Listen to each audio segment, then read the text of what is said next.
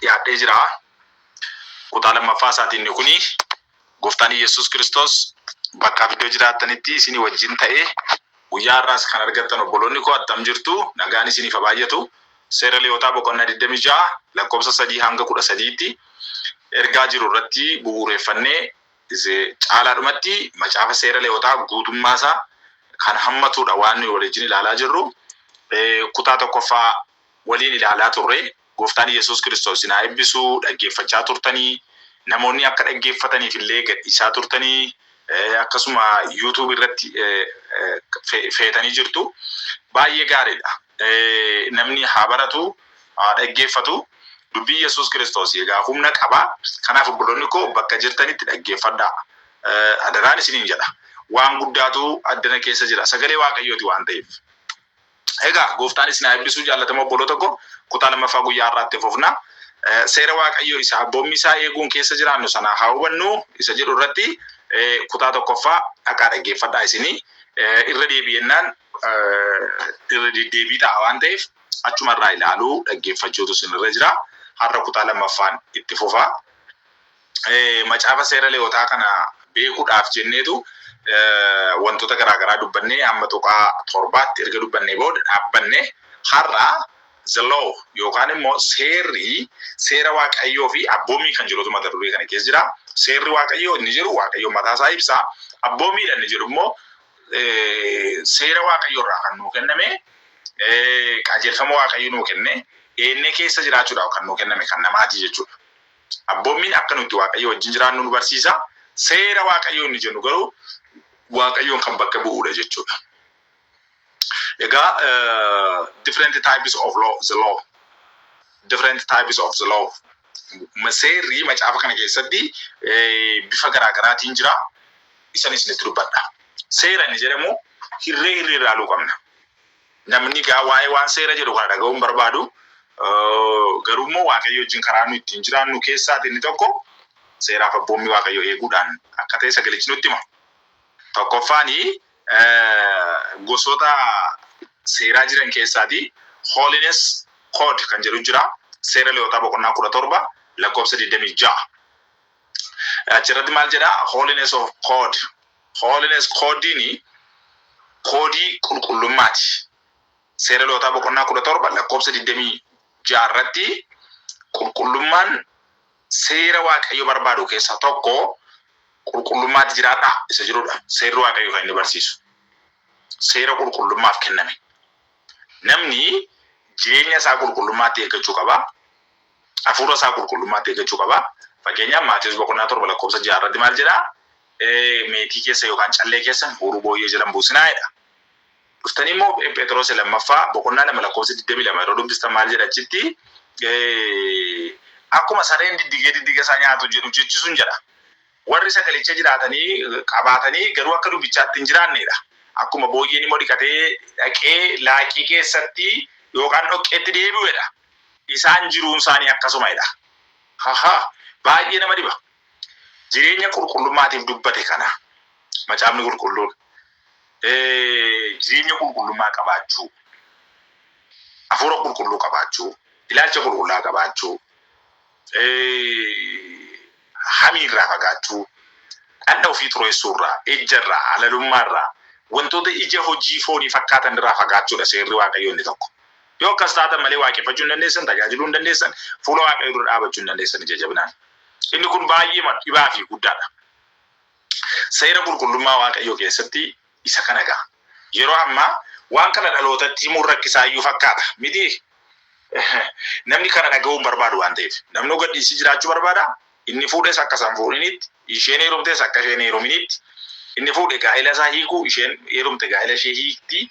Dargaggoonni akka fedhan jiraatu. Waldaan kiristaanaa chaalenjii guddaa keessa jirti miti yeroon ammaa. Akkasiin nu biraa akkasii isin biraa gaafatan laata. Addunyaa kana guutummaarra yeroo ilaaltan waa'een qulqullummaan ka'u. Qulqullummaatti jiraadha inni jedhu immoo seera Waaqayyoo keessaa isa tokko. Abboommii Waaqayyoo keessaa tokkodha kun. Waaqayyo nama abboome kana. Filannoon qabnu kanarratti. Kanarratti filannoon qabdan. Kanaaf koodii qulqullummaa qabaachuu qabdu. Holiness code. Lammaffaa Deuteronomistic code jedhama. Deuteronomistic code inni jedhamu gaa koodii seera keessa deebii jechuudha. Seera keessa deebi'ame Deuteronomy jechuun keessa deebi'uudha. Jireenya waan keessa deebi'ame fakkeenyaaf Waaqayyo kakuu faa keessatti maal jedhee namni ija namaa yoo jaamse iji ijoollee isaatis akka jaamudha. Abbaa yoo cubboo hojjete ijoollee isaatiin ba'aa jedhe Waaqayyo seera kenne. Kana booda abboonni maal jedhanii yoo nu cubboo hojjenne ijoollee keenyaan baate rakkoo maalii qaba jedhanii cubboo hojjechuutti gadi taa'an. Cubboo hojjetan. Kana booda macaafi keessa deebii kuni kanaaf kenname Museedhaan. Keessa deebi'amee haa ilaalamu seerri kuni. Keessa deebiitii barreessi.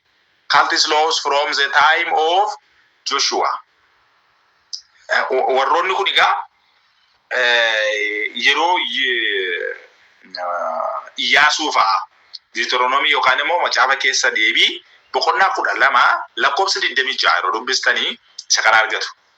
Macaafa keessa deebii boqonnaa 12 lakkoofsa 26 irratti kanatu mul'ata. Keessa deebi'ame namni ija namaa yoo jaamse iji isaa jaamuu, ilkaan yoo cabse ilkaan isaa cabuu, horii namaa yoo fudhate horii itti dabalee habaasuu, waan namni godhe cubbuun mataa isaarra haa barbaadamu jedhe seerri akkasitti sirra ta'e jechuudha argitanii. Har'as waan hojjete namni waan facaase haama. Yesuus Kiristoosis qodaatti namaa safartetti si safaramaa jedhe. Gaarii yoo safarte gaarii si safaramaa, badaadha yoo ta'e waan sun badaamatu safaramaa jechuudha. Kanaaf namni waan facaase haamaan sirrii dhagaa bara amma. Jireenya keessan keessatti koodii akkasii kana qabaachuudha jechuudha. Innis isa Waaqayyo biratti mudaa malee ta'an. Baalaansiin yookaan immoo madaalliin Waaqayyo biratti hin jallatu. Yeroo hundumaa madaallii Waaqayyo sirriidha.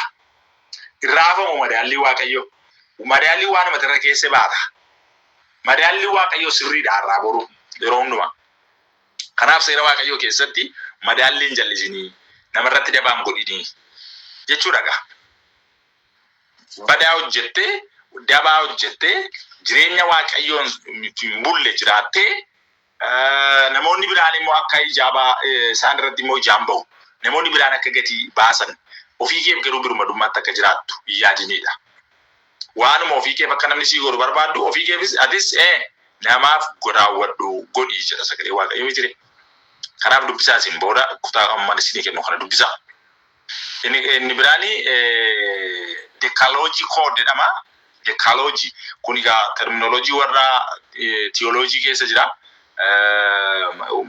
Maqaan akkasii kun baay'ee isaa kaan Giriikii irraa dhufee kaan Hibiruudha.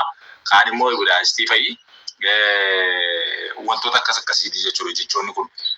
Dekaa jechuun 10 jechuudha. Dekaa Giriikiidha. Decapolis, decalogy. Warroonni akka decapolis jechuun mandaroota 10 jechuudha macaafa qulqulluutti. Decalogy jechuun immoo 10 lakkoofsa 10 koodii 10 jechuudha. Abboommii 10 jechuudha. Macaafa keessa seera bahu Exodus macaafa seera bahu boqonnaa 5 yommuu dubbistanii abboommii 10 kenne Waaqayyo. Decalogy kenne. Abboommii tokkoffaa maal jedha beektu miti? Abboommii tokkoffaa ani Waaqayyo Waaqa keetii Waaqayyo libiraan biratti hin qabaatinii. Lammaffaa maqaa Waaqayyo Waaqa keetii akkasumaan hin dhayinii. Sadaffaa guyyaa sanbataa yaadadhu qulqullina akka eedduu fi arfaffaa abbaa kee haadha kee ulfina kennii. Shanaffaa hin ajjeesinii. Ja'affaa hin ejjinii. Torbaffaa hin hatinii. Saddeettaffaa sobaan dhugaan bayinii. Salgaffaa mana hiriyaa keetii duraa fudhachuudhaaf hin hawwinii. Kurnaffaa haadha manaa yookaan abbaa manaa hiriyaa keetii harree isaa qotiyyoo isaa duraa fudhachuudhaaf hin hawwinii. Warroota kana gaala argitanii. This is 10 commandments. Abboommoota 10 jedhamu decalogy jedhamu gaa. Decalogy code jedhamu. Warroonni kuni Yesuus Kiristoos bira dhufeetu namichi tokko gaaf tokko yaadattu inni macaafa qulqulluu irraati. Yaa barsiisaa gaarii mootummaa bara baraatti jireenya bara baraatti galuudhaaf maal gochuutu naa ta'a jedhee yemmuu gaafatu tokko argitu. Mee maal godhuu jedhee gaafata. Yemmuu inni gaafatu dhaqiitii abboommiiwwan sitti himame sana raawwadhu, abbaa kee haadha kee ulfina kennii, hin hatinii, hin ejjinii, namarratti sobaan dhugaan bayinii, isa jiru kana raawwadhe haa kanamma ijoollemmaa kooti jalqabee raawwadhe xumureeraa jira. Kana booda Yesuus Kiristoos yaa gaarii goote amma garuu dhaqiitii waan qabdu hundumaa gurguriitii warra hiyyeessotaaf hiri kottuu na duukaa bu'ii akkasitti mootummaa kanatti galuu dandeessaa yommuu itti jedhu namichi fuula Waaqa Gooftaa duraa baqatee adeemee jira. Maal bartu kanarraati namichi kun abboommi kana eegeera jechaa jira. Abboommi kana eddan eegee immoo jireenya bara baraatti galuudhaaf konfiidensii qaba jechaa jira. Bara kakuu haaraa keessatti waan wal falmisiisaa lama jira bara si'anaa. Tokko seera eeguun hin barbaachisu. Abboommi kun kurnanii warra duriif kenname malee nuuf mitii kan jedhan jiru. Waan akkasiin hojjetu. Akkas taanaanii macaafni qulqulluun kakuu moofaan hin fayyadu jechaa jiru jechuudha. Macaafonni keenya 66 hundumtuu wal caalu. Varsii wal caalu jiru. Hundumtuu wal qixa. Lakkoofsi jirus, sagaleen jirus, kakuu haaraaf kakuu moofaan wal qixa. Attamitti all in all sagalee Waaqayyooti waan ta'eef. Hundumtuu walii ka inni nu keessaa gannu hin jiru. Kanaaf har'a abboommi Waaqayyoo eeguun mirga utuu hin ta'in dirqama. Seera eeguudhaan hin fayyine kan jedhanii barsiisan jiru. Yaa sirriidhuma seera eeguudhaan hin fayyine ani nama seera eegee fayyee miti. Garuu waan hin fayyeef seera eeguun ulfaataa miti anaaf. Nam fayyee waan ta'eef seera cabsuu immoo hin danda'u. Namni fayyee seera caccabsaan jiraatu. Namni fayyee jechuun hin ejjiin ni jiru abboommiidha. Namni fayyee gaa attamitti ejja dhaqee. Attamitti nama haadha manaa isaan taanee wajjin jiraata. Attamitti nama abbaa manaa ishee hin taanee wajjin jiraatti. Attamitti dargaggeessi dhaqee abbaa barbaade wajjin ejja. Maal jechuudha? Kanaa gaa kanaa fayyinni kanaa bara araaragee jirra jechuun gowwoomsuun gaarii miti jecha. Inni kun dogoggora guddaadha. Har'a seera Waaqayyoo eeguudhaan abboommi isaa keessa abboommi isaa eeguudhaan seera Waaqayyoo kee deddeebina. Isa kana inni sagalee Waaqayyoo jedhu. Koodii kunnan inni jedhamu abboommiiwwan Waaqayyoo saba Israa'eliif kenne karaa isin ittiin ana duukaa adeemtan isa kana jedheen. Yommuu argitan sabni Israa'el biyya Gibxii ba'anii dhufanii gaara Siinaa turanii gaara Siinaa irra yeroo isaan gaara Waaqayyoo abboommii kana kenneef. Biyya kanaanitti galuudhaaf waan isin gootanii abboommii isin raawwachuu qabdan warroota kanaa qajeelfamaa fi abboommiiwwan kana fudhadhaa ittiin jedhe Waaqayyootu. Isa booda achirraa ka'eeti jechuudha abboommii kana ni kenname. Har'as warroonni kun jireenya keenya keessatti iddoo olaanaa qabu. Waldaa kiristaanaa keessattis iddoo olaanaa qaba. Isa dhumaa covenant koodiidha. Kakuu isa nuu kenname. Koodii kakuuti.